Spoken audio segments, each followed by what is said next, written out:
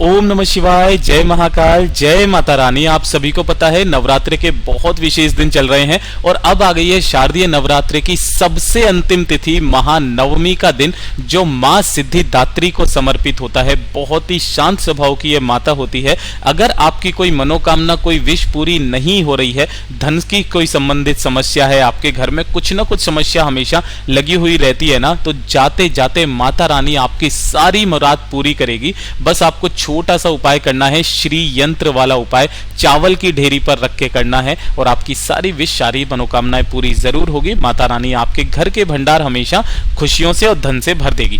पूज्य गुरु जी की कथा से सुनकर के और समझ करके पूरे उपाय को बड़े ही विस्तार से बताऊंगा, परंतु उससे पहले आप सबसे एक छोटी सी गुजारिश की, जो लोग पहली बार आए हैं चैनल को सब्सक्राइब जरूर कीजिएगा और वीडियो को लाइक करके देवाधिदेव महादेव जी का कोई सा भी प्यारा नाम कमेंट बॉक्स में लिखना मत भूलिएगा। साथ ही साथ जय माता दी जरूर लिखिएगा, ठीक है ना। इस पूरे वीडियो के अंदर हम लोग 3 महा उपायों के बारे में बात करेंगे, जो कि आपकी अलग अलग कामना पूर्ति के लिए सिद्ध होंगे। सबसे पहले बात कर लेते हैं पहले वाले उपाय की। देखिए, पहला वाला जो उपाय है ना, ये है आपकी धन संपदा को बढ़ाने के लिए, है ना। अगर आपके घर में धन की बहुत ज्यादा कमी है, माता लक्ष्मी जी का वास नहीं है ना, काफी सारे उपाय, व्रत सब कुछ करके देख लिया, तो जी ये नवरात्रि की अंतिम तिथि होती है, नवमी तिथि के दिन किया जाने वाला सबसे अद्भुत और सबसे अचूक उपाय है ये। दूसरा उपाय भी आपकी पैसों की तंगी को लेकर के ही है, तो जो उपाय आपको सीधा लगे, सरल लगे, अपने अकॉर्डिंग वो उपाय कर लेना, ठीक है। ध्यान से सुनना, केवल और केवल नवमी तिथि के दिन ही इस उपाय को किया जाता है। आपको चाहिए होंगे चावल। अब भैया कितने चावल चाहिए, तो आपको ज्यादा नहीं, एक कटोरी चावल आपको ले लेने हैं, इससे ज्यादा आपको नहीं लेना है। मैं यहां लिख देता हूं, 1 कटोरी चावल आपको लेने हैं, ठीक। उसके पश्चात आपको चाहिए होगा एक श्री यंत्र, ठीक है। अब श्री यंत्र कैसा होता है मैं आपको यहां पर बता देता हूं। कुछ इस तरीके का श्री यंत्र होता है, जिसे लक्ष्मी यंत्र भी कहते हैं। ये जो श्री नाम होता है, लक्ष्मी जी का दूसरा नाम होता है, ठीक है ना।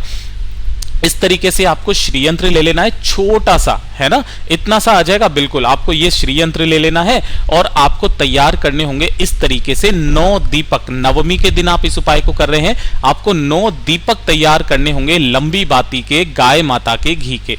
इतना आप कर लेंगे। उसके पश्चात नवमी का जब दिन आएगा, नवरात्रि की नवमी तिथि की रात्रि को आपको यह काम करना है, ठीक है ना। ये वाला उपाय अपने घर पर ही करना। क्या है, आप अपने घर के मंदिर के सामने आप बैठ जाएं। ध्यान रखना, आपका जो मुख रहना चाहिए वो रहना चाहिए किधर की दिशा में, उत्तर दिशा की तरफ, ठीक है ना। आपका मुख उत्तर दिशा की तरफ है। आपने जो चावल लिए है ना, सबसे पहले आपको स्थान को साफ करना है। कोशिश हो सके तो गाय माता का जो गोबर होता है, उसका जो गोबर का लीपना होता है ना, अगर आप वो कर सके तो बहुत अच्छी बात है, वरना थोड़ा सा गंगा जल थोड़े से जल में मिला करके आपको इस जगह को अच्छे से साफ कर लेना है, स्वच्छ कर लेना है। उसके पश्चात आपको यहां पर एक चावल की ढेरी लगा देनी है। जो आपने चावल लिए हैं 1 कटोरी, वो चावल आप यहां पर रख देना और उसी के ऊपर आपको श्री यंत्र स्थापित कर देना है ना। ये श्री यंत्र आपने स्थापित कर दिया। उसके पश्चात आपने जो 9 दीपक लिए हैं, उन 9 दीपकों को आपको इसी के चारों तरफ आपको लगाने हैं। ध्यान रखना कि जो 9 के 9 दीपक आप प्रज्वलित करेंगे ना, वो बाद में करना। जब आप यहां पे सब कुछ तैयारी कर लो, उसके पश्चात सारे दीपक को जमा देना और उसके बाद आपको एक एक करके सबको प्रज्वलित कर देना है। और सभी की जो बत्ती का मुख रहेगा ना, वो सभी की सभी बत्ती का मुख उत्तर दिशा की तरफ रहेगा, ठीक है। इतना सा आप काम कर लेंगे। वैसे तो सबसे अद्भुत उपाय मैं आपको कल बता चुका हूं, जो कि आपको पूरे घर को मिलकर के हवन करना चाहिए। अगर आप वो कर सके तो वो कर लेना, वो बहुत अच्छी बात होगी। ध्यान से सुनिएगा, सबकी बत्ती आपने उत्तर दिशा की तरफ रख दी है। यहां पर आपको एक पीला आसन लेना है और पीले आसन पर बैठ करके आपको यह काम करना है। पीला आसन, पीला कपड़ा ले लेना, कुछ भी पीले कलर की चीज का ले लेना, ठीक है। यहां बैठ गए। बैठने के पश्चात आपको 108 बार महालक्ष्मी जी का एक मंत्र है जो आपको बोलना है, उसका आपको अनुष्ठान करना है। ध्यान से सुनिएगा, कौन सा मंत्र है वो, जो आपको श्री यंत्र मैंने दिखाया, इसी के नीचे ये वाला मंत्र जो होता है ना, ये माता लक्ष्मी जी का बीज मंत्र होता है। ओम श्रीम ह्रीम श्रीम ह्रीम श्रीम कमले कमलालये प्रसीद प्रसीद श्रीम ह्रीम श्रीम ओम महालक्ष्मय नमः। इस मंत्र का आपको 108 बार जाप करना है, जब आप 108 बार इस मंत्र का जाप कर लेंगे, उसके पश्चात आपको इस श्री यंत्र को यहां से उठाना है, अपने घर के मंदिर में रख देना है। ठीक है ना। इन चावल के दानों को आपको, इस पूरे के पूरे चावल को वापस इकट्ठा करना है और दूसरे दिन जो दशहरे का दिन आएगा ना, किसी भी पेड़ के नीचे आप इनको डाल देना, ताकि वो कौन खा लेगा, जो भी पशु पक्षी होंगे ना वो खा लेंगे। और जो ये 9 दीपक है ना, यहां से एक एक करके उठा करके अपने घर के मुख्य दरवाजे पर, लकड़ी वाला जो गेट होता है ना, उस लकड़ी वाले गेट के पास में आपको इन सभी दीपकों को रख देना है। एक दिन नवमी तिथि के दिन इस उपाय को करके देख लीजिएगा, आपके घर में धन की कभी भी कमी नहीं रहेगी। ये तो हो गया पहला उपाय।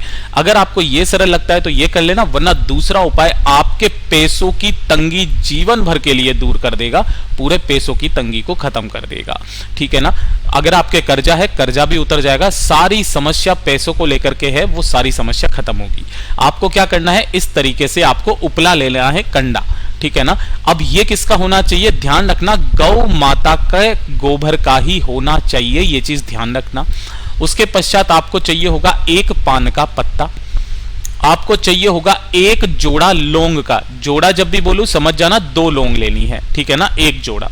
उसके पश्चात आपको लेनी होगी एक हरी इलायची, इस तरीके की साबुत हरी इलायची, और आपको लेने होंगे 2 टुकड़े कपूर के छोटे छोटे, है ना। ये सारी चीजें ले ली। और मिठाई के तौर पर आपको कोई सी भी एक मिठाई, अगर मिठाई ना भी मिले ना तो थोड़ी सी चीनी या गुड़ ले लेना, माता रानी उसी में प्रसन्न हो जाएगी। ठीक है ना, वो ले लेना आप, थोड़ा सा मीठा। ठीक। अब ध्यान से सुनना, आपको इसकी अग्यारी करनी है। अग्यारी करने का एक तरीका होता है, ध्यान से सुनिएगा। मैंने पहले भी आपको बताया था, आपको पूरा कंडा नहीं चाहिए, पूरा उपला नहीं चाहिए, उसका छोटा सा टुकड़ा भी मिल जाए ना, उस टुकड़े को लेना और अग्नि में इस तरीके से आपके गैस पर रख देना। कितनी देर तक, कम से कम 5 मिनट तक आप इसे इसी के ऊपर रखे रहने देना।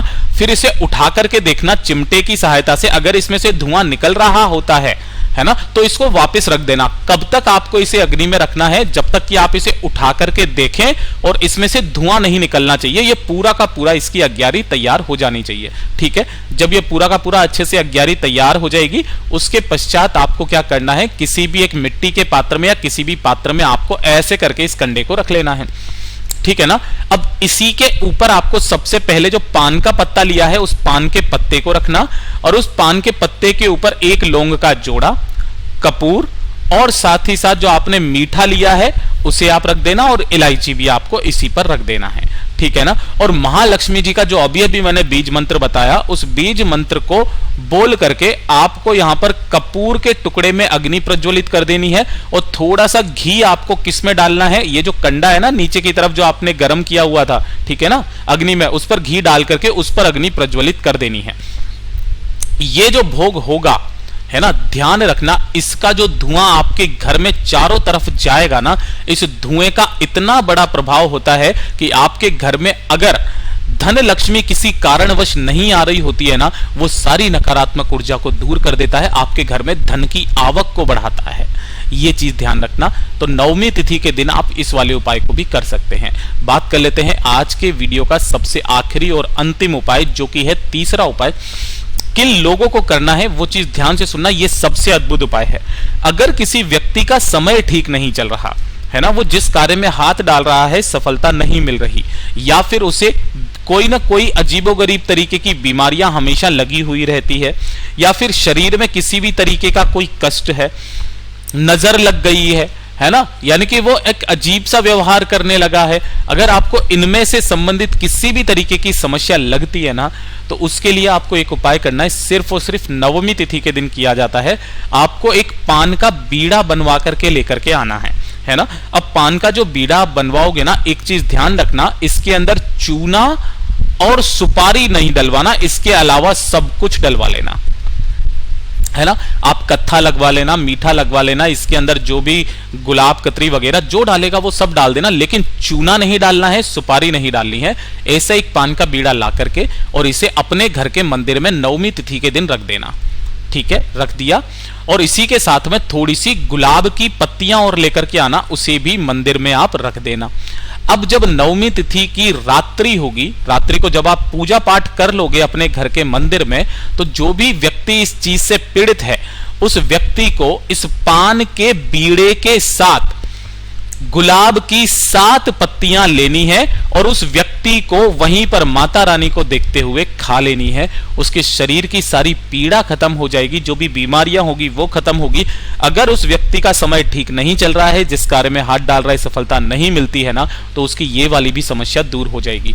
पूज्य गुरुजी ने जैसा अपनी कथाओं में बताया वैसा आसान भाषा में आपको बताने का संपूर्ण प्रयास किया। वीडियो अगर पसंद आया हो तो लाइक जरूर करना, साथ ही साथ चैनल को सब्सक्राइब जरूर कीजिएगा। मैं आपसे मिलता हूं अगले वीडियो में, तब तक के लिए ओम नमः शिवाय, जय महाकाल, जय शिव शंकर, श्री शिवाय नमस्तुभ्यम।